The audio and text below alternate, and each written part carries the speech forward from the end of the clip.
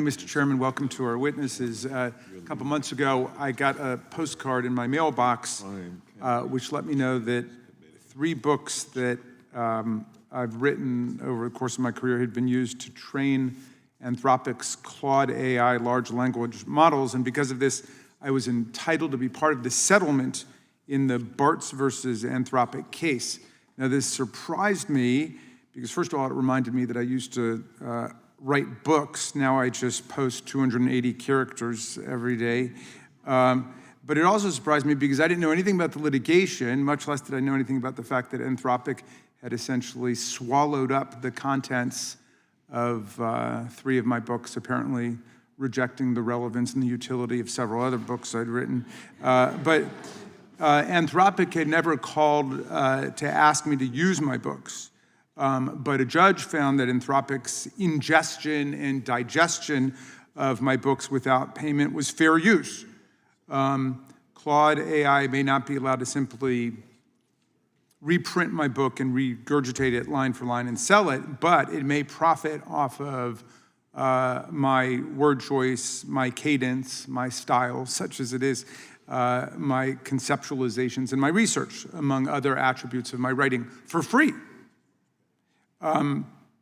Now, if I finally get around to filling out the form, which means I have to finally get around to finding the postcard, I may get a de minimis check in the mail because the judge did find Anthropic had used pirated versions of the books that it used to train its large language model, and the parties, including apparently me, settled shortly after this holding. Now, we'd be cavalier to write these training episodes off as random or minor incidents. AI companies intentionally select works with which to train their large language models, often with zero intention of paying the creators any royalties for use of their creative intellectual labor.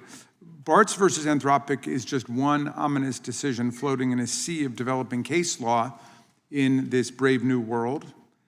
To engage in a fair use vernacular borrowing of H.G. Wells' famous work of science fiction. But it's illustrative of the proliferating tensions between existing law and social values that have materialized as we live through this time of astonishing technological transformation.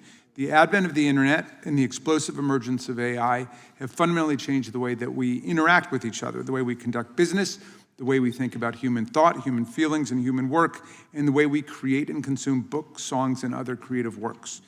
Now, I tend much more to the heady enthusiast side of such changes over the brooding Luddite side when it comes to technological innovation. But that's only because I have a profound faith in democracy, in our capacity to manage technological change when we put our minds to it. So now is the time to pose and grapple with urgent and searching questions about the moment. How do we integrate titanic new technological changes in a way that supports rather than undermines the basic needs and values of our society?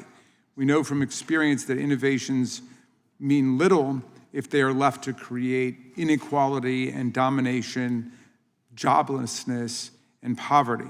How do we prevent the concentration of power and wealth, but instead work to fairly distribute the benefits of new technology so they become part of our common life and inheritance? In this new era, we must ask ourselves, what is fair and what is just, and what will secure the greatest good to the greatest number of people. And that's what I hope we will be doing today. When the DMCA became governing copyright law nearly 30 years ago, dangerous products and merchandise that infringed on intellectual property rights overwhelmingly had to be bought in person. Movie and music pirates created physical copies of recordings and literally sold them on the street corners. Our laws did not contemplate the spread of streaming, where content piracy occurs on a daily basis all over the world, as far away as Vietnam and the Philippines, and the pirates can create a new infringing site the moment one gets taken down. Consumer products used to be bought almost exclusively in stores with the occasional counterfeit handbag on the street.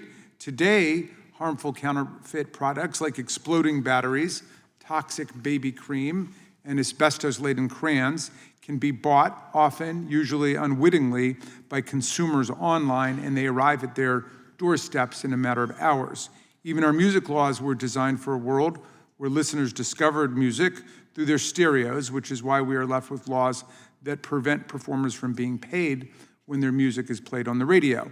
These issues affect not just the 2 million employees of the movie industry or the nearly $12 billion in revenue from the music industry, but also the consumers who end up paying the cost of counterfeit goods that break or cause harm or just drive up the price of the real product.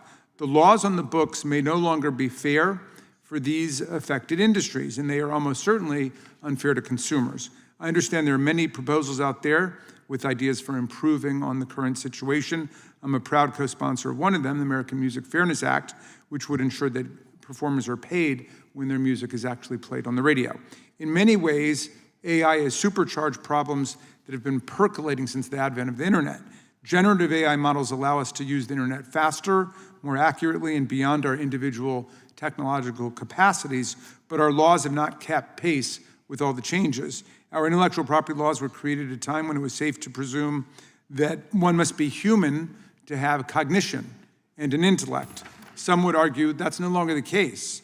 It's long past time we considered how to continue protecting the creative fields and address the ramifications of the proliferation of deep fakes, training AI models on copyrighted material, and other areas where AI may be unfair to both consumers and creators. I know some of my colleagues want to do away with the regulation of AI companies altogether, but we can protect content creators and help businesses thrive at the same time. We don't have to choose.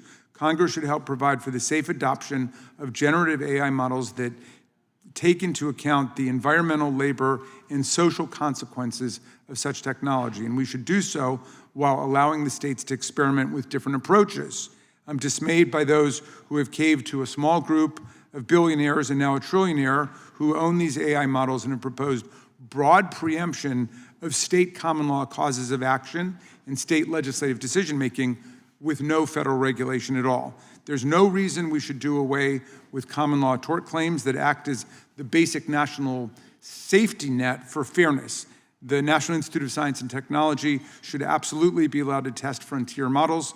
And if AI models are being built on the hard work of artists, writers, and inventors, we should be thinking long-term to ensure that there are more artists, writers, and inventors a generation from now creating material to sustainably train the next wave of generative innovation to come.